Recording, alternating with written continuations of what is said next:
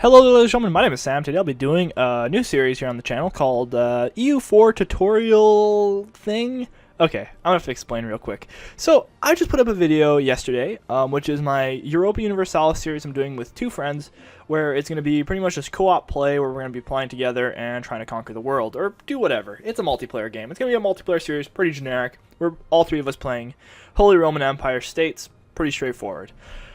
Now, then I said, a lot of people don't know how to play this game, and it wouldn't make much sense to do that series. So I'm like, okay, I'm going to do a single-player Europa Universalis series, and I'm going to be doing a tutorial series. So pretty much what it's going to be is I'm going to be playing through the game, except I'll be kind of explaining how the game works as we're going through it. Now, I'm also trying to go for an achievement in this run as well. The achievement of becoming the Holy Roman Emperor as Spain. It might seem like a hard achievement to get, and yeah, it's not the easiest achievement in the game, but I think we have a good chance, because I've already played a game as Castile earlier today, and I wasn't able to do it, okay? Big surprise, the first try didn't work out. But I wasn't able to do it because there were a few things that went wrong. Austria and Burgundy weren't together, and they were trying to fight Hungary at the same time. It was a real mess. So today we're going to be trying to do it properly. Now, since the first episodes are just going to be a tutorial, I guess I'll start off with the tutorial. So this is EU4. EU4 is one of the games that I've been having the most fun with lately, and I don't think it's ever going to stop being one of my favorite games because it's just so open and so unique. Now, what it is pretty much it's a grand strategy game, which means that you're controlling a nation, and it goes really in depth of what you can do with your nation. For instance, you can control the way that you're making money.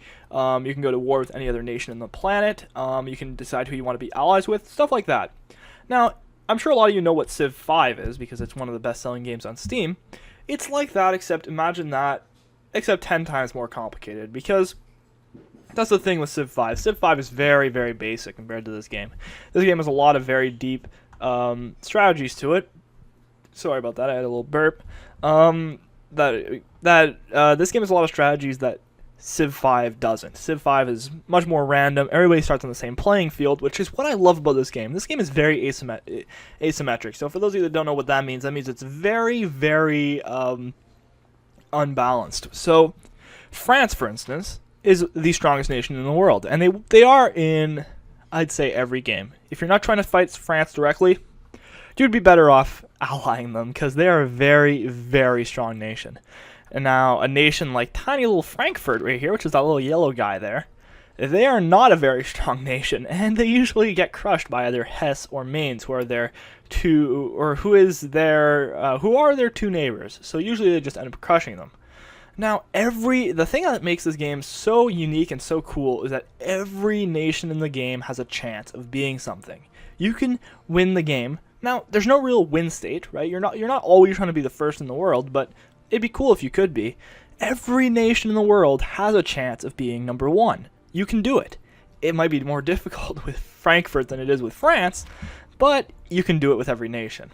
Alright, so let's start off with the most basic here. What we see right here on this screen right here is the starting screen. So here you can pick what time period you want to start at. I'd say about 95% of the players start in 1444 because that is just the beginning of the game. It's the general point where everybody can say, I started here and I got to a certain point, and people will be impressed or just not so impressed. But of course you can start at the fall of Byzantium, which is when the Byzantine Empire, I apologize about that, fell. You can start at 1492, which is a new world, so that's when they discovered the new world for the first time, and the only time. I think they only discovered the new world once, if I go back into history. And then War of the League of Cambrai, which is in 1508. As you can see, France is kind of getting vomited all over the Holy Roman Empire. The 80 Years' War, which is then, as you can see, France is a lot more unified. Well, let's go back there. They're a lot more unified this time. They let a lot of guys go. And Spain is chilling there. They're united now. And the Ottomans are doing their thing.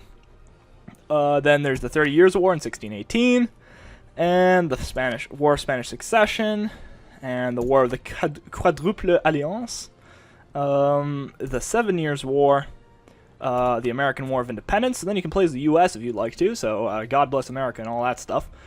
Then there's also the French Revolution, which is more over here. And then we have Revolutionary France, which is when the French flag changes from its old colonial flag to its brand new and modern tricolored flag. And as you can see, it ends off here. There's still no Texas. New Spain is still huge, probably one of the more powerful nations in the world, or in the New World, should I say. So yeah, those are the starts. We're going to start Rise of the Ottomans, because that's where everybody likes to start. Rise of the Ottomans, so as you can see, the reason it's called the Rise of the Ottomans is because the Ottoman Empire became powerful at this part of the game. This is when they actually were the most influential Muslim nation in the world at this point, I'd say. And the reason that they became so powerful is because they were able to take over the Byzantine Empire, which, as you can see, still exists. They still have 3 provinces: Constantinople, Achaia, and Morea, and they have their vassal, Athens. The problem with you can play Byzantium, and you can win against the Ottomans, but it's very difficult to do. And I've seen it done a lot of times, but it's difficult to do. So what makes this start place so unique is that, well, you can see Germany is very split up. Sorry, I think it's the most split up as it is in any of the starts. This is the start where Central Europe, or Germany, and I guess northern, or the entirety of Italy, is the most split up. If we click this map mode, this is the Holy Roman Empire. All that is in green is Holy Roman Empire.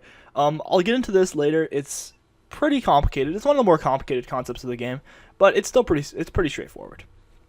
So as you can see, it's pretty split up. If you play any of these nations here, you have a pretty good chance of survival. Now, of course, if you start over here in like 1756, and you play as Anhalt, you're not going to have a very good chance against Prussia, Saxony, Hanover. They're huge. So Anhalt has no chance here, but in Rise of the Ottomans, hell yeah, Anhalt has a chance. Look at them. They're right beside another one province minor. So I'll call them OPMs. One province minor means OPMs. Or OPM stands for one province minor, which means a country with one province. Simple as that. So Anhalt is a one province minor.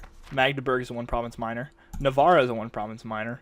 And Orléans is a one province minor. And there's a few more. There's actually quite a few of OPMs in the Holy Roman Empire and outside of the Holy Roman Empire. For instance, Albania, which is not in the Holy Roman Empire, is an OPM because they have one province. Alright, so let's move on to this right here. So I've got 2 DLCs on. I've got the Conquest of Paradise and Res Republia. I don't own the 3rd DLC, which is the Wealth of Nations. I'll be getting it soon because I love this game so much, but it's not very necessary to play. None of the DLC that's out right now is necessary to play. The base game, your map will look identical to this. You're just missing a few tiny little features that are added with the DLC. Alright, so let's look at the big shields here. These are the choices that they deem interesting. They say, if you play these countries right here, so these ones at the bottom of the screen, you will have an interesting game. Your game will be entertaining. You will have a fun time, and you'll have an interesting time. And they are not easy, but they're not difficult. They're not going to be like, as I said, Frankfurt, who is a hard nation to play. These nations, you'll have a pretty easy time. So, the nations are Ottomans. The Ottomans, of course. I say that this is gradient from easiest to hardest. So if you start from this side, these are the easier ones here. So Ottomans, Castile, France, the middle ones. So England, Austria, Sweden, and Poland would be the medium difficulty, and then Muscovy, Venice, and Poland would be the harder ones. So Ottomans, let's talk about the Ottomans just real quick. They're a big trade power in the Middle East, and very easy to play for any new players. Castile is what I consider to be the easiest nation to play in the world. Why? Because it is out here alone in the Iberian Peninsula. It's the strongest nation on the Iberian Peninsula, and it gets a automatic alliance with Portugal, and usually France ends up liking you. So it's a very nice position to be in, and I consider it to be one of the easiest nations. Easiest nation, though? France. You just end up unifying, and then you become a powerhouse. There's nothing more to it. France, you will find when you're playing EU4 that France is pretty much unbeatable. They're not unbeatable, but they're nearly unbeatable. They're omnipotent, almost. They are almost untouchable. So be careful with France. France is too good. I need to take a breath here. Whew, okay.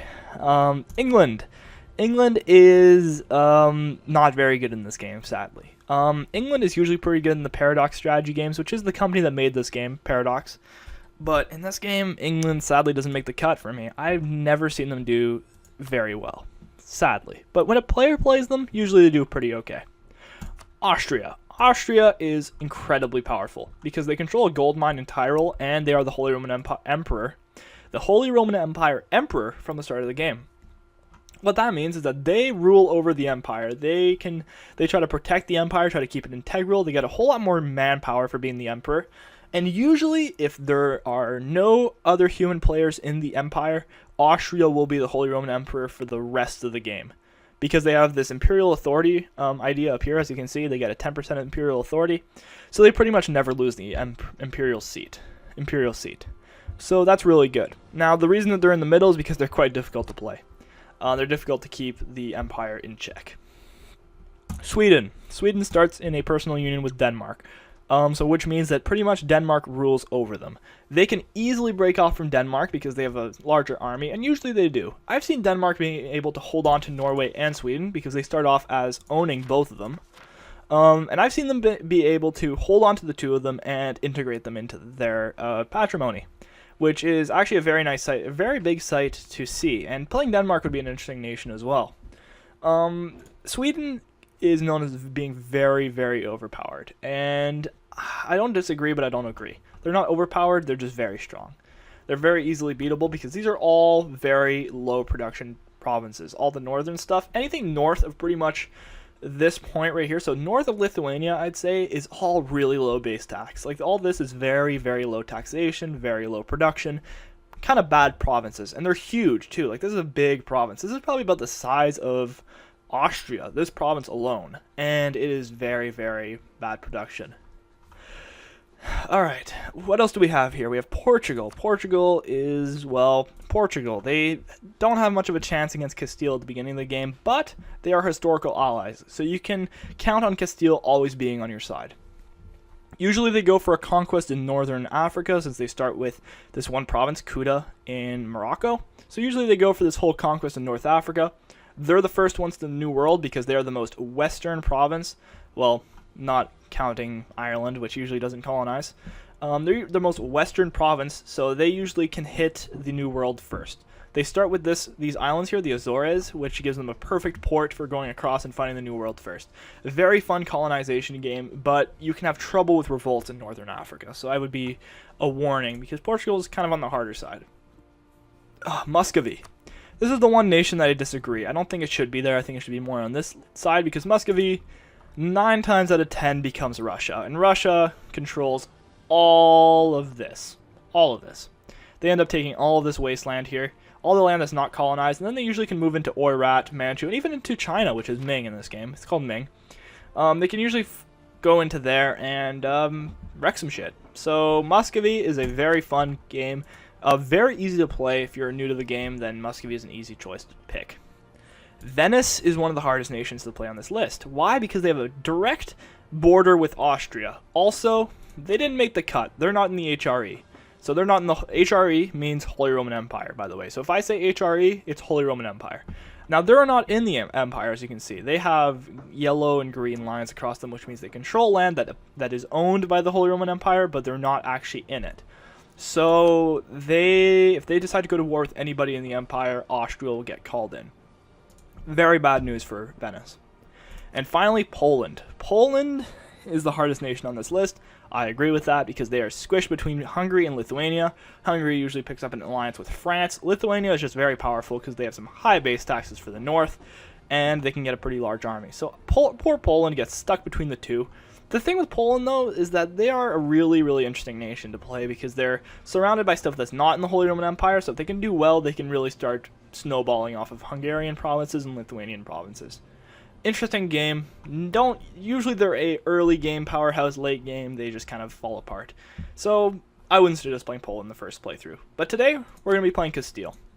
Let's just scroll through these map modes real quick. I know we're not even in game yet, but there's so much to see on the screen here. And to make an educated choice on who you should play, I apologize, you should probably look at this as well. So this shows the type of government. So we're a kingdom, a feudal monarchy. Up here, this is a technology group. So we're a Western technology, which means we get the technology fastest in the world. The technology groups are Western, so everything that is west of, I think it's the Lithuanian line. Yeah, because Lithuania is Eastern, and then Teutonic Order is Western, Poland is Eastern. So I guess it'd be west of Hungary, I guess, because Hungary is Eastern. So pretty much All of Europe, all the way up to Eastern Europe is Western. And if you're going to be or everything west of Hungary is Western. So they get the Western technology group. They get to get technologies the fastest. It's 100% speed, which means you're getting the base. Now, then there's the Eastern technology group, which get it at 120%. 120% is not that big of a difference. Don't worry. If you're playing an Eastern power, you're still not going to be, technologies aren't going to be that bad to get. Now, Ottomans get a special group. They get 125%. Ottomans, Kandar, Ramazan, Dulkadir, and Karaman are the only people with this group, the Ottoman group. And I don't know, it's 125%. It's so that the Ottomans can catch up with the Western powers at the beginning of the game. It's so that they can be a big threat.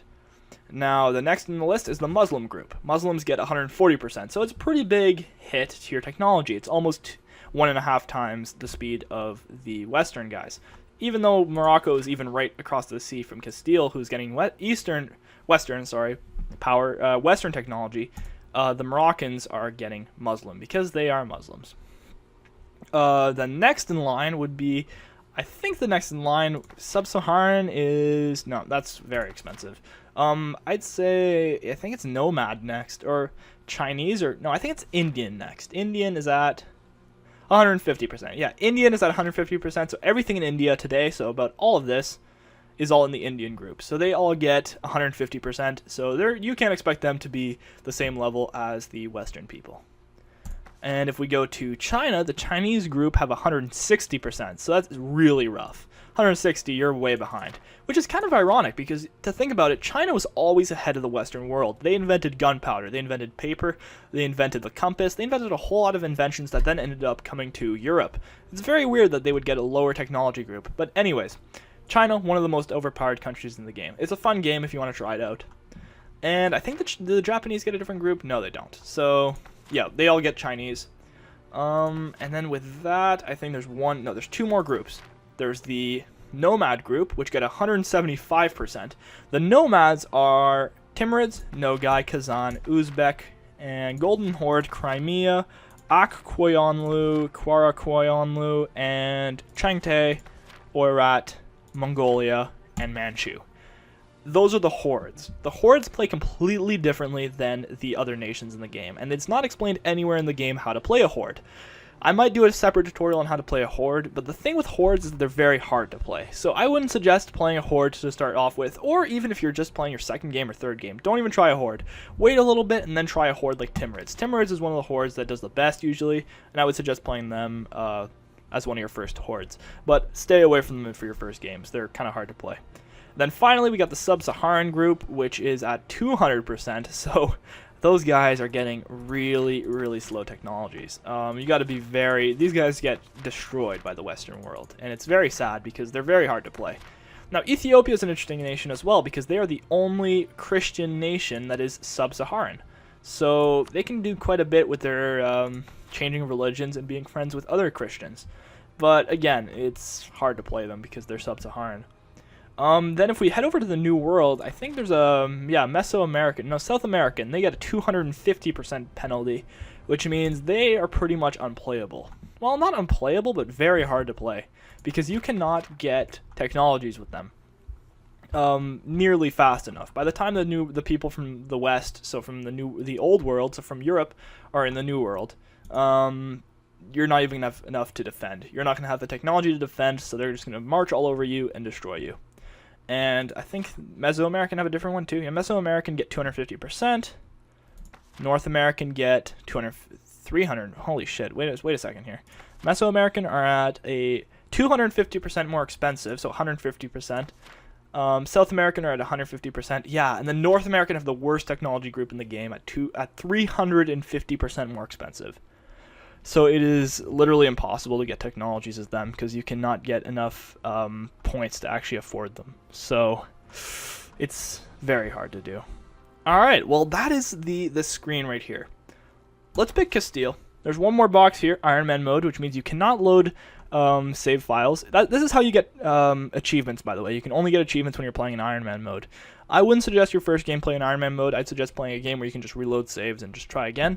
But I'm going to play Iron Man mode for this game because I want to try to get an achievement.